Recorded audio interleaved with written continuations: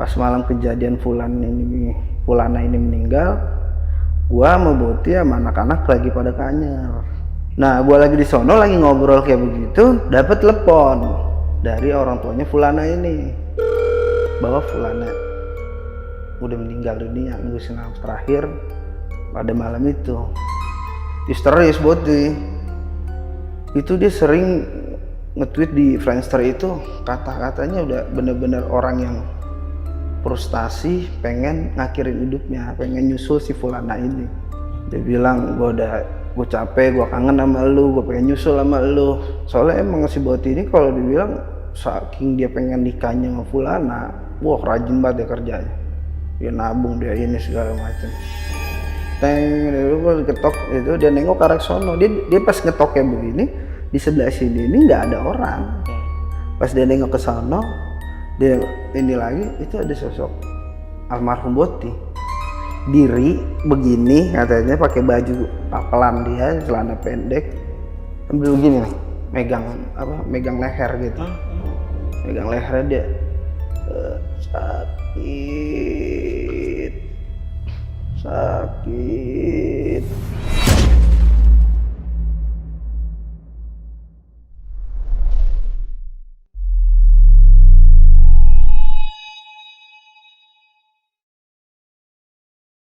Halo semuanya, kembali lagi di Lentera Malam bareng gue Jamal. Dan guys, kalian pernah gak digentayangin sama sahabat atau teman kalian sendiri? Nah, kali ini gue udah kedatangan narasumber yang dimana sebelumnya kita itu pernah angkat kisah dari seorang Bang Edo yang menceritakan tentang abang-abangannya yang meninggal dan jadi pocong keliling.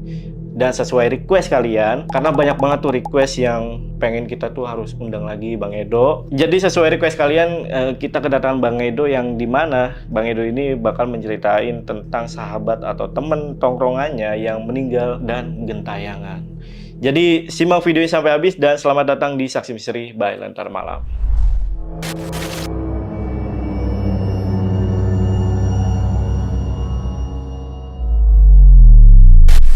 Oke guys, ini sesuai request kalian nih buat datengin Bang Edo, kita akhirnya mendatangkan lagi Bang Edo. Kita sapa dulu aja Bang Edonya. Bang Edo, apa kabar Bang? Alhamdulillah. Baik ya Bang ya? Siap, sehat. Aman ya? Aman. Bang, ini ngelanjutin yang sebelumnya nih Bang. Kan kemarin itu Bang Edo itu sempat cerita soal almarhum temannya yaitu Bang Ali ya Bang? Bang Ali. Dan di terakhir itu kita mau undang lagi karena ternyata Bang Edo itu punya kisah lagi nih tentang temennya juga. Kali ini sahabat Bang masih juga. Dibilang sahabat setongkrongan ya. Kalau Bang Ali itu kan dia abang-abangan gua. Kalau ini benar-benar makan tidur kencing bareng dah, udah kayak lagu. Lagunya di Ngahau, ya. Deket ya Bang ya? Iya. Nah yang ini namanya siapa Bang? Karena dia dulu sosok BD obat-obatan terlarang, pengguna juga, anak-anak tuh manggilnya Boti. Sampah gitu. Berarti ya? Hah? Maksudnya bandar juga? Bandar, Boti. Itu manggilnya Boti. Almarhum Boti ini meninggal karena apa nih Bang? Karena frustasi, cewek yang dia bentar lagi dia mau nikahin meninggal karena kanker darah. Jadi karena cewek nih Bang? Karena cewek. Oke. Dia mungkin gak kuat ditinggal, dia habisin dirinya udah. Nah ini kayaknya sih dalam banget ya cintanya ya, sampai dia itu rela untuk mengakhiri hidupnya gitu ya. Iya, kalau dibilang cinta pertamanya dia ini. Iya, gue belum pernah ngeliat dia suka sama cewek, dia suka sama sosok cewek ini, begitulah Bang. Ya, tapi kan kalau di pikiran cowok-cowok yang sebagian besar ya Bang ya, itu kan pasti kalau ya putus sama satu cewek cari aja yang lain gitu ya Bang ya. Betul gak Bang? Ya bener sih harusnya begitu. Kita mati satu tumbuh 1000 dong Bang. Ini quotes yang bagus ini. Iya. Sahabat baik ini. Sahabat baik saya ini. Lu laki, lu punya duit, nah, sekali kepret dapat 5. Ya nggak? Kalau kata Bang Bunyamin begitu. Iya, itu kata Bang Benyamin.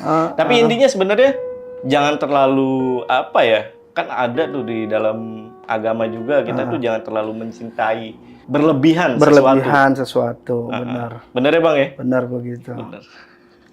Akhirnya masih ingat pelajaran agama. Ya udah, buat teman-teman yang penasaran simak video sampai habis. Tapi sebelum itu seperti biasa, kalau kalian pengen jadi narasumber juga sama seperti Bang Edo, kalian bisa langsung aja DM ke Instagramnya Lentera Malam. Itu ada di @lentarmalam.id. Untuk linknya nanti gue taruh di deskripsi, atau kalian bisa langsung hubungi ke dua nomor yang ada di bawah ini.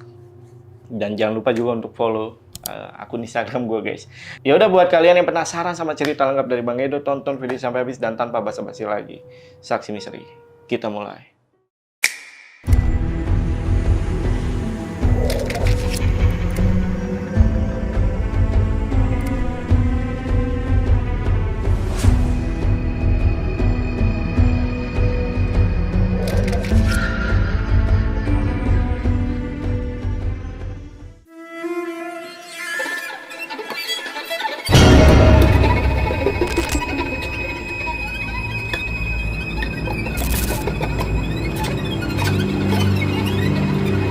Cerita awalnya ini kejadian tahun 2012. Dia kawan gua.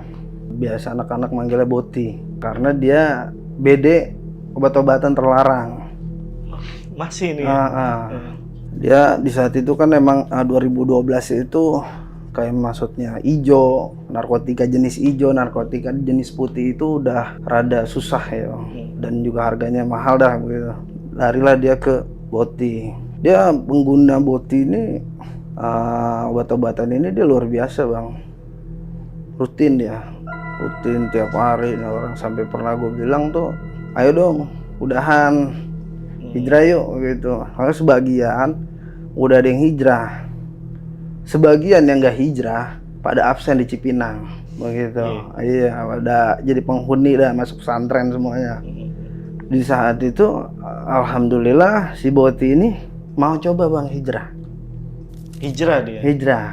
dia berhenti dah tuh, walaupun berhentinya itu nggak total ya bang. Dia berhenti itu ya bertahap, ikutlah dia ke majelis taklim rutin sampai dia ngikut melhadro sama gua. Pokoknya cakep dah, udah ngejalanin hijrah itu sekitar 7 bulanan dia rapi, dijalanin sholat rapi semua, sampai akhirnya dia kenal sama cewek, sosok cewek di majelis ini. Nah si Boti ini orangnya sih polos, tablo tapi ganteng mukanya, emang tablo dan tampang blow on, bengong kagak jelas gitu. Mungkin efek karena obat kali. Iya. Saraf di otaknya pada konslet. Dan dia juga belum dibilang, gue selama kenal dia tuh belum pernah namanya pacaran, gue cewek gitu. Sebelumnya bedanya sama gua, kalau gua gonta-ganti mulu. Iya, cover boy, sorry. Nah, bedanya sama gua di situ. Nah, kenal lah dia sama sosok cewek di majelis. Di saat itu gua udah married ya bang, gua udah punya anak 1. Nah, kenal, dia suka, sebutnya namanya Fulan kali ya, namanya Fulan karena udah almarhum juga nih ceweknya, udah almarhum. Si Fulan ini dia kenal, dia deket, dia ngomong sama gua, dia suka. Gua kata kalau lu suka ya ngomong dong, lu laki masa lu suka lu gak ngomong. Dia coba untuk ngomong nih, dia ngomong di luar majelis ya, bukan di dalam majelis. Dia ngomong ya bahwa dia suka. Fulan ini tanggapannya jalanin aja, ngerinya ke depannya nggak sesuai harapan kamu, begitu, atau nanti kamu kecewa, gitu. Udahlah mereka jalanin. Yang dia nggak tahu Boti ini, Fulan ini punya penyakit ini yang kanker darah atau leukemia, kelebihan sel darah putih. Ternyata si Fulan ini di saat kenalan sama Boti itu udah stadium akhir bang. Si Boti ini udah bucin banget dah, bucin parah dah. Jalan pacaran sama si Fulan itu sekitar 6-8 bulan. Sampai akhirnya dia cerita sama gue pengen kayak gue, nikah, punya anak, segala macem. Pas malam kejadian Fulana ini meninggal, gue sama Boti sama anak-anak lagi pada kanyar, dimana dia akan kembali ke jahiliyahnya dia lagi. Gue lagi pada kanyar, dia ngomong di situ, gue pengen nikah. Gue bilang ya udah jangan lama-lama, anak orang 7 bulan tuh udah lama menurut gua pacaran. Terus dia bilang, ya insya Allah nih awal tahun gua mau nikahin gitu. Itu hitungannya bulan-bulan November apa kalau nggak salah gua ke Anyer itu. Nah gua lagi di sono lagi ngobrol kayak begitu, dapat telepon dari orang tuanya Fulana ini bahwa Fulana udah meninggal dunia, nembusin nafas terakhir pada malam itu.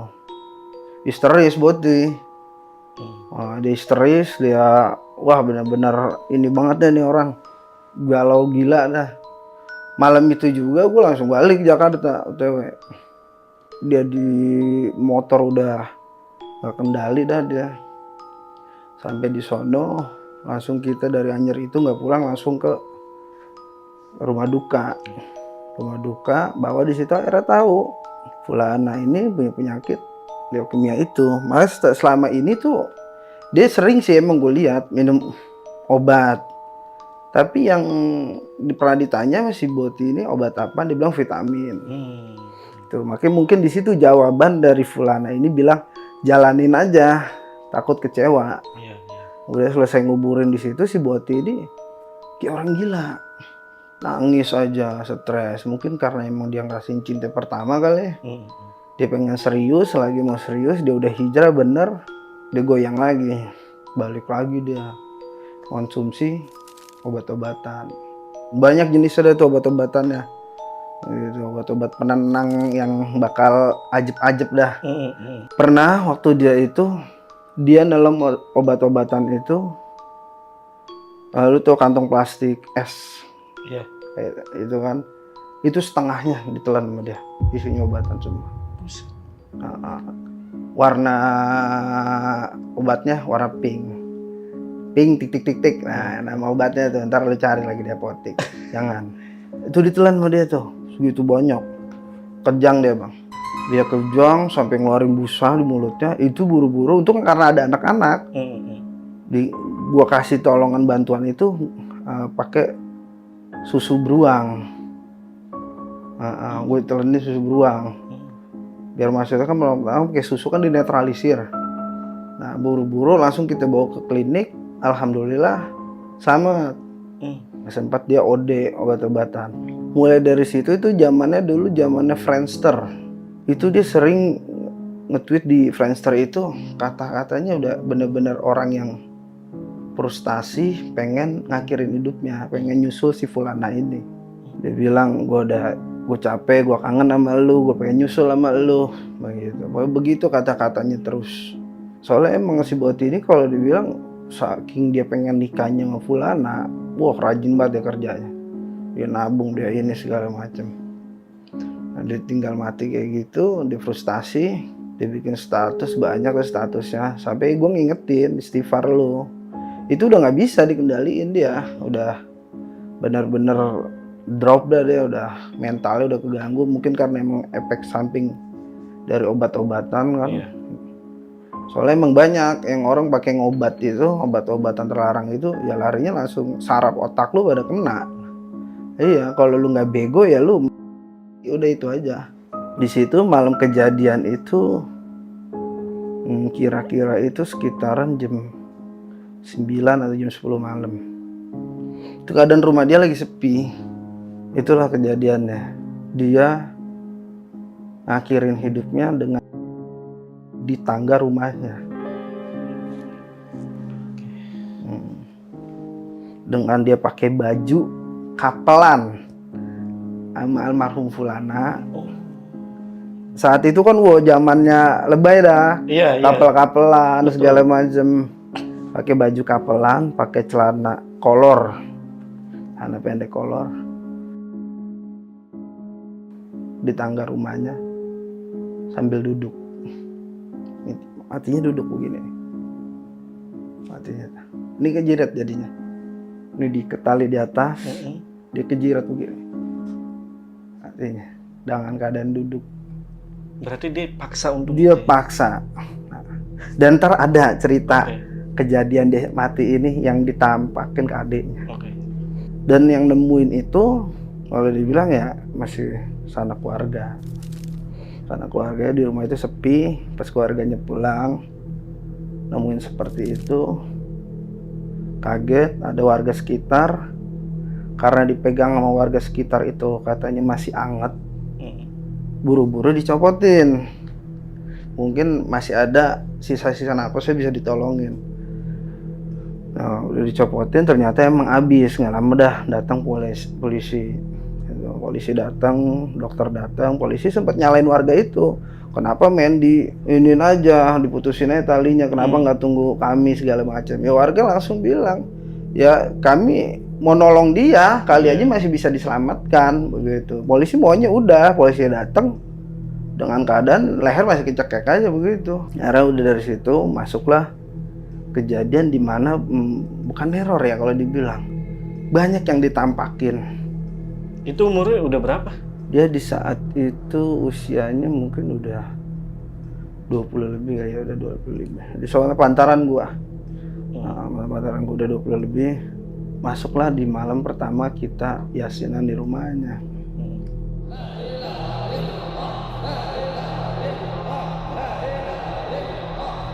Itu malam pertama yasinan rumahnya. Itu gua yang lihat langsung sosok dia. Sebelumnya masuk itu gue ngelawat dia tuh emang ini bang, gue ngelawat itu sini biru semua nih, biru sampai ketarik urat semua ke atas, mukanya biru semua. Kalimat gue bilang kayak gini, tolol, mati lu dengan cara kayak begini. Gue gituin di mayatnya, mungkin emaknya dengar, begitu gue gituin, tolol lu, mati lu dengan cara kayak begini. Nah tuh kita masuk lagi ke malam pertama. Malam pertama yasinan, gue duduk di deket tembok samping TV. Depan gue itu tangga kejadian di mana dia TKP dia. Gue duduk di situ, gue yasinan. Gue ngeliat sosok dia duduk di situ. Duduk dengan itu cuman bengong, ngeliatin ke arah orang yang pada yasinan ini. Bengong duduk begitu. Dengan posisi begini di tangga. Bengong dia duduk, matanya dengan sedih. Gue kaget, gue terus perhatiin dia. Teman gue nepak dari samping, nepak, gue kaget, gue nengok, gue balik lagi ke situ, udah nggak ada sosoknya. Ada juga yang nemuin ini hansip setempat sekeliling. Ini berapa hari setelah ini dikubur? Mungkin pokoknya ini terakhir itu dia teror itu 40 hari sih bang. Terakhir itu orang tuanya yang ditemuin. Ini kalau ini berapa harinya gue kurang tahu ya, karena gue dapet ceritanya dari hansip ini. Nah, sebut aja Pak D. Pak D ini hansip itu kan kalau keluar jam 12 malam sampai subuh. Setiap sejam sekali ngetokin tiang listrik. Iya. Tong dia ngetokin tiang listrik. Nah depan rumahnya Boti ini, almarhum Boti, itu tiang listrik. Di rumah Boti tegongan, tiang listrik di situ. Tiang listrik di tempat gue itu nggak begitu jauh, dekat semua. Dia lagi jalan arah dari atas ke bawah itu, ini nggak ada apa-apa. Dia ketok dah tiang listrik itu sekitaran jam 2 malam. Jam 2 malam itu dia ngetok kan biasanya 2 kali. Untuk nandain jam 2 sesuai jam. Dia ngetok, tong gitu.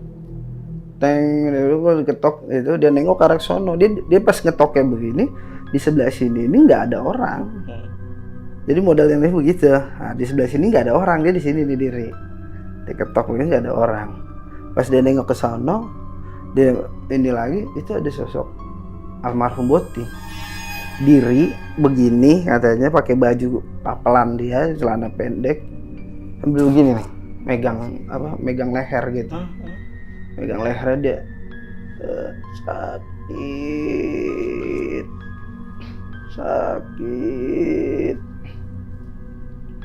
Pak Ade ini kabur langsung bang.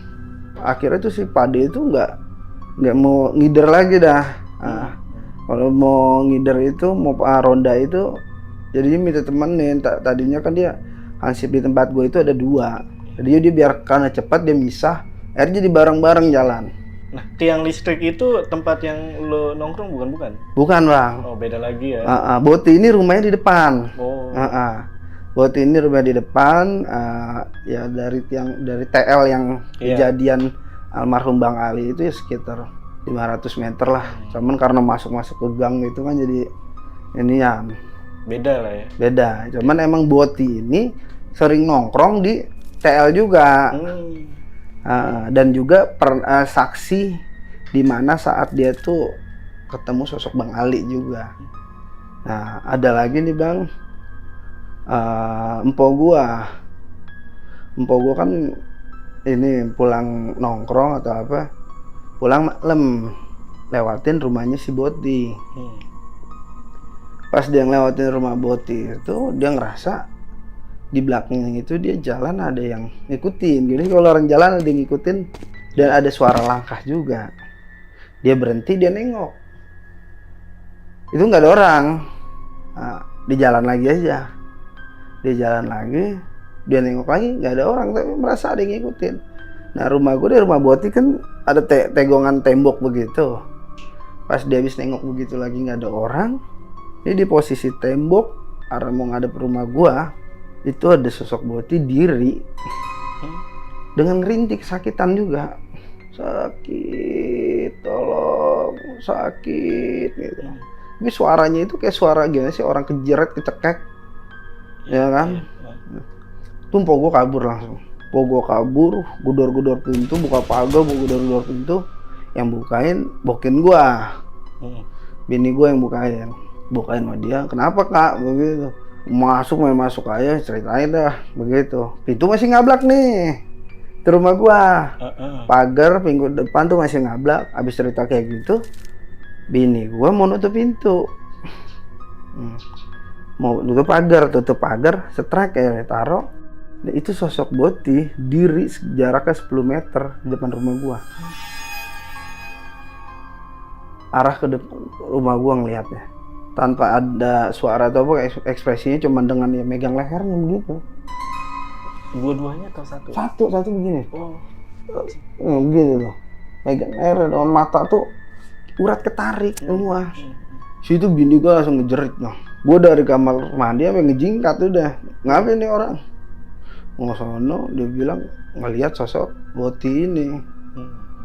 Akhirnya gue kunci pintu di segala macem, tutup dah. Gitu, Terus empok gimana tuh? Empok gue di situ kayak gimana sih, orang ketakutan banget. Akhirnya dibikinin air sama incing gue. Alhamdulillah dia ini, dia namanya dia shock. Ya baik, dicerita dah kayak begitu. Berarti ini bini juga ngeliat ya? Bini ngeliat. Ini kebetulan ada nih, bener kak? Iya bang. Bener itu, ada almarhum Boti di depan tuh. Iya benar. Posisinya di luar pagar berarti? Di luar pagar. Di samping rumah orang. Tapi itu udah rame itu? Udah rame belum? Pada saat itu yang bini ngeliat itu, udah rame belum? Jam 10. Maksudnya kisah yang gentayangan ini? Udah, malahnya alhamdulillahnya tuh Boti di sana. Soalnya Boti itu biasanya di depan pagar gue begini nih. Semasa hidupnya. Oh. Doi. Ngopi yuk, begitu tuh. Palanya dia begituin tuh di pagar gua. Untungnya di depan itu. Kalau dia bini gua lagi buka gituan dia begitu. Iya, lebih serem lagi. Buset. Orang dia begitu. Berarti ini termasuk deket ya? Termasuk dekat.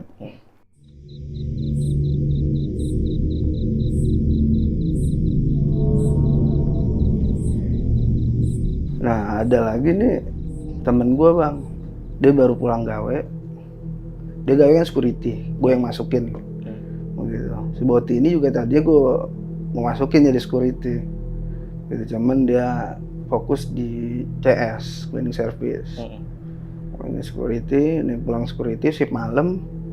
Ganti shift itu kan jam 9. Cuman emang karena jaganya di bar, nah, jadi nongkrong dulu dia. Dia nongkrong. Nah jam 12 lewat itu dia pulang. Nggak jauh dari rumah Boti itu kan ada namanya warung. Sebelum dia lewat rumah Boti, itu dia beli rokok dulu. Dia beli rokok, dia jalan dah pulang. Dia nyalain rokok. Nyalain rokok, dia sebat. Rokok yang sebungkus ini mau dikantongin. Pas banget di depan rumah Boti, jatuh rokoknya. Pas dia jatuh, dia mau ngambil begitu ke bawah. Itu pas dia begini, ini ada kaki udah pucet, karena pendek, diri gitu, dia ngeliat kaki firasat dia udah nggak enak. Pas dia begini dia dangak benar, sakit, sampai dia kata anjing, kabur dah di situ. Wah, tuh di situ kata dia. Sampai dia bilang, gue besok gue kagak mau pulang lewat situ lagi. Mendingan gue lewat komplek terus gue pulang. Biarin dah gue serem gitu. Gue ketemu, mendingan gue ketemu kuntilanak kata dia daripada ketemu temen gue yang udah mati gentayangan. Begitu. Ibarat kalau ketemu setan yang lain kan kita, ini orang hidup yang udah pernah kita nongkrong bareng, ketemu, kita tahu dia matinya, ketemu lagi kan, bodoh, pedes bang. Iya benar. Campur aduk itu. Di situ akhirnya jadi omongan bang, dan keluarga itu nggak percaya begitu jadi omongan. Tapi adiknya ngalamin, adiknya Boti ini, gue sebut aja, ini dah adiknya aja deh ya, gue nggak kasih tahu namanya, karena adiknya saat ini lagi pesantren. Pesantren Cipinang. Aduh. Adiknya ini di saat itu lagi nonton bola UCL, Liga Champion. Sekitar jam 2 mau jam 3 itu lagi nonton UCL, dia tidurnya ini kan adanya di ruang tamu. Pakai kasur Palembang. Oh iya. Ini TV-nya, ini di sampingnya dia ini tangga di mana kejadian. Ini belum 40 hari loh bang, belum 40 hari. Dia lagi nonton UCL, dia bilang tuh lagi nonton bola, itu tahu-tahu ada suara jatuh dari tangga, beduk aja. Dia nengok dan di situ dia bilang, dia sadar, dia ngeliat, dia terpaku, dia ngeliat kejadian Boti. Kayak reka adegan. Allah alam dah ya, gua nggak tahu dah.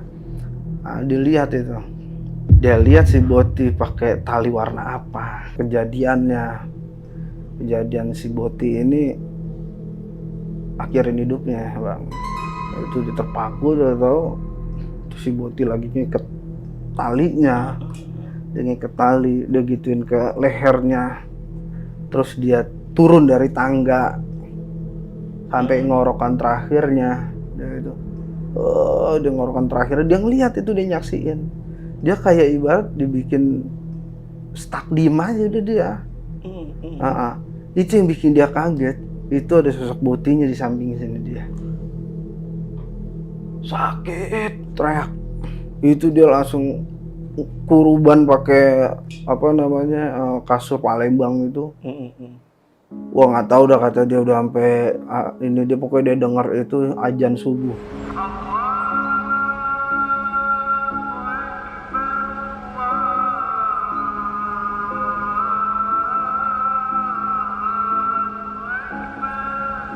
Azan subuh, bapaknya bangun digituin bapaknya, lu ngapain begitu. Langsung dia ngejingkat kabur, naik ke atas begitu. Nggak pakai ngomong. Terus dia akhirnya ditanya bapaknya paginya dong, lu kenapa? Dia ngomong, Ang Boti benar kata orang-orang gentayangan begitu. Aku diliatin Pak begitu. Lu emang dajjal juga, lu setan lu gitu. Abang lu udah begitu, lu bilang juga kayak gitu, lu sama aja lu kayak yang orang-orang begitu. Ngomong kayak begitu dah. Nah, bapaknya nggak percaya. Udah deh tuh. Itu kronologi detailnya kayak gimana bang? Menurut adanya kan ngelihat kayak reka adegan lah ya. Ya itu di saat si Boti ini nangis segan, dia ke atas, kronologi dia lihat pokoknya dia turun lagi ke bawah, dia duduk di tangga itu, dia iketin talinya diikat ke kayak kayu gitu ya, dia ikat talinya di situ, terus dia ikat juga talinya ke lehernya, sampai akhirnya dia turun dari tangga. Dia turun terpaksa. Dia paksa, ketarik, begitu matinya tuh. Ketarik begitu, urat semua sini. Diturun. Bapaknya tuh nggak percaya. Akhirnya bapaknya percaya itu ketika Maknya yang diliatin 40 hari pas katanya sih kata emaknya 40 hari gitu. 40 hari buat ini emaknya nangis ngeliat kayak gitu. Emang sih kalau bilang dia udah malu juga sih. Emang kita ngomongin nggak gimana ya, tapi ada aja dah gibahan di luar sono. Iya. Gitu. Emaknya lagi mau azan subuh, emaknya turun tangga, kamar mandi, emaknya ambil wudu, dia sholat, emaknya di samping tangga. Sholat itu keadaan tuh adiknya lah ada tidur. Dia sholat, habis sholat, dia buka mukena. Emaknya ini kata emaknya, dia buka mukena. Itu pas dia lagi mau buka mukena gitu tuh ada suara orang ngerintih nangis. Nangis, orang nangis gimana sih bang? Dia nangis, dia buka, dia lihat itu Boti lagi duduk di tangga nangis sambil bawa gitu, nangis dia. Cuma nggak ngomong apa itu Boti cuma nangis doang. Emaknya heran, nangis di situ ngomong, ya Allah Bot begitu, lu ngapa begitu? Ma ikhlas, ma redo, lu yang tenang di sono begitu. Jangan bikin malu emak malu. Tangga pada ngomongin, pada ngeliat lu. Udah lu jalan sono. Udah bukan alam lu di sini. Nangis dah tuh emaknya gitu. Lagi ngomong kayak gitu, bapaknya teriak dari atas. Neng lu ngapa sih? Begitu. Begitu emaknya kejingkat udah. Ah enggak bang, ngomong siapa sih lu? Itu Boti udah nggak ada sus Boti. Nah mulai dari situ tuh udah nggak ada bang. Tapi sebelum itu mungkin waktunya sama, hari apa tanggalnya sama tuh 40 hari, namun waktunya doang berbeda. Boti ini pamit ke rumah temen-temennya. Pamit ke rumah temennya. Ini dari versi gua dan versi anak-anak nih. Jadinya kalau dari versi gua nih pamitnya, gua baru pulang dinas malam tugas perusahaan gua pulang, gua mau kunci pintu. Pagar gua udah kunci, gua mau kunci pintu, ada suara orang gituin pagar, tek gitu, pagar digituin. Dia siapa? Gue longok lah tuh jendela, gue gituin. Itu Boti, sosok Boti. Begini nih tangga di inian gua, senyum, terus jalan ngelewatin rumah gua. Nggak ngomong apa-apa, gue cuman kayak gini. Ya udah dah, jalan sono biar tenang. Gua kayak gitu. Datang lagi ke rumah temen gua. Ada teman gua namanya Kurniawan. Nah dia lagi keadaan main PS di waktu yang sama itu. Dia lagi main PS, itu ada suara ketokan kaca, tak, dibangun, dibuka. Nah di situ Kurniawan bukan sendirian, ada teman gue juga, namanya Ibai. Ngelongok dong, begitu di kaca digituin. Itu sosok Boti jalan begini bang, senyum begini, ambil jalan, bye, udah jalan, yang tahu ngilang aja. Iya. Dan begitu di rumah teman-teman gue yang lain. Berarti dia nyamperin nih? Nyamperin, kayak ibarat kalau kata orang dulu ya, kalau 40 hari itu kan dia pamit, dia kalau kata orang dulu kan dia kalau masih 3 hari, 7 hari itu masih di dalam rumah. Iya. Ya kan 14 hari udah di kericikan air atau di depan rumah. 40 hari ya dia pamit muter di mana alur jalannya dia. Nah begitu dah tuh. Ke tempat yang lain juga begitu, nongolin dia mesem tapi dengan muka yang udah seger. Mesem dia begitu. Akhirnya gua pada ini ketemunya ini ngobrol di pengajian, di taklim. Ngobrolin deh begitu gitu. Guru gua nanya, kiai gua, ngapa ngomongin apaan? Ini kiai almarhum Boti begini gentayangan, banyak yang lihat. Kiai gua ngomong, orang yang udah mati itu udah nggak ada urusan lagi sama dunia. Kayak layaknya kita yang masih hidup nggak akan bisa lagi pulang ke rahim mak kita.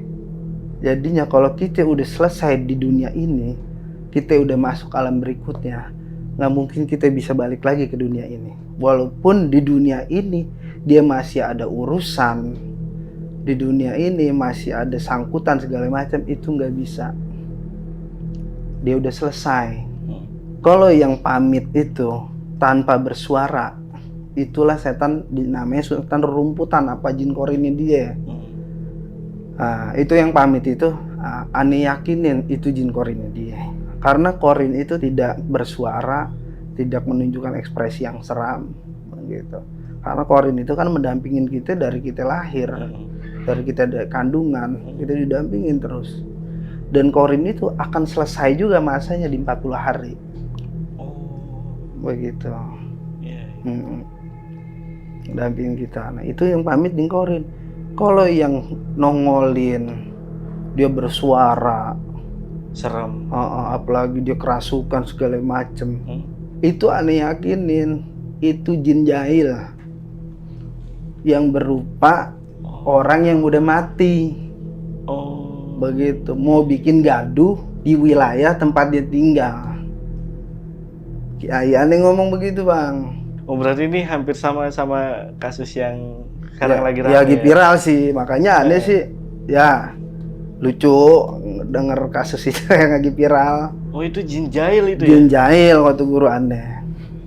Emang sengaja mau buat gaduh? Mau bikin gaduh. Beneran gaduh se-Indonesia sih? Yes. Iya. Gaduh se-Indonesia. Guru aneh begitu. Boleh ditanya ente pada yang punya guru, bukan guru spiritual ya. Iya. Guru agama, kiai, ulama, habaib, tentang masalah kematian begitu. Iya, masuk akal sih. Karena emang beneran ini jahilnya nih bikin gaduh banget. Wah, siapa aja di situ. Makanya guru ini bilang, kalau yang datang nunjukin ekspresi, nangis, ngeluarin suara, itu jin jahil yang berupa dia. Walaupun itu nampakin sama melalui orang kesurupan tuh. Yes.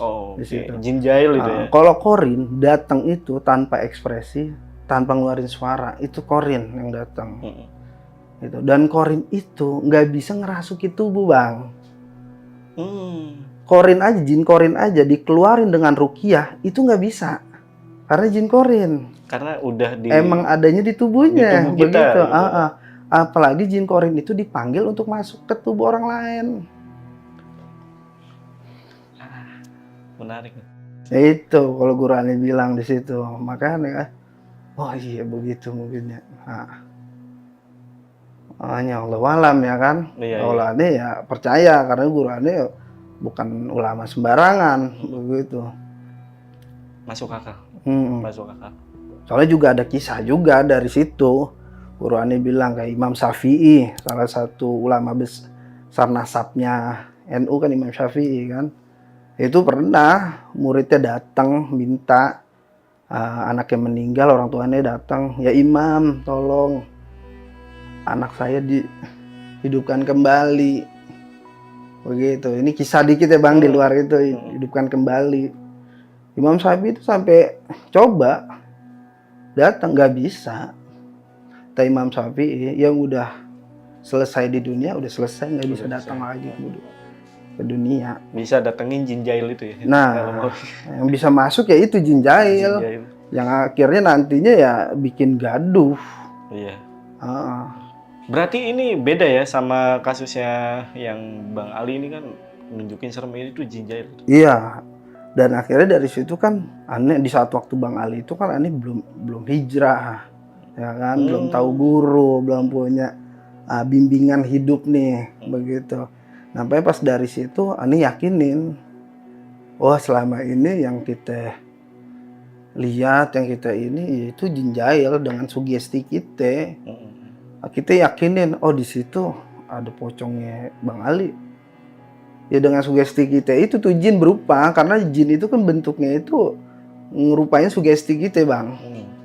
Nah, terus kalau kisah dari ibunya itu, ibunya cerita ke siapa Bang waktu itu?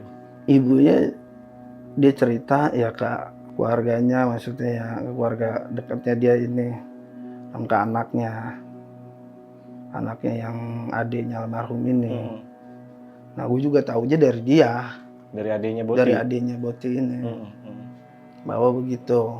Kalau adiknya Boti ini kan dari situ juga ini dah ikut ngaji juga sama gua. Oke, ini kita lanjut ya. Bang, ini tadi gua sempet kesentil sih sama daerah lu ini nih ya, kampungan lu ya. Itu emang sebarbar itu, Bang. Ya dibilang barbar sih hampir sama ya. Hampir Gila sih. sama. Oke, Bang. Ini balik lagi ke almarhum Boti nih. Ini almarhum Boti ini kan 40 hari selesainya ya. Itu benar-benar ada satu didoain lagi kah atau memang hilang gitu aja, Bang? Ya itu abis gua ngobrol sama kiai gua dari situ di majelis taklim itu, akhirnya kita ngirim yasin di situ, yasinan buat almarhum Boti. Kita kirim yasin, kita doain. Alhamdulillah sih sampai sekarang tuh nggak ada. Nggak ada karena emang ya kita ngiyakinin Boti ini orang baik, orang gimana ya, orangnya asik sih orangnya.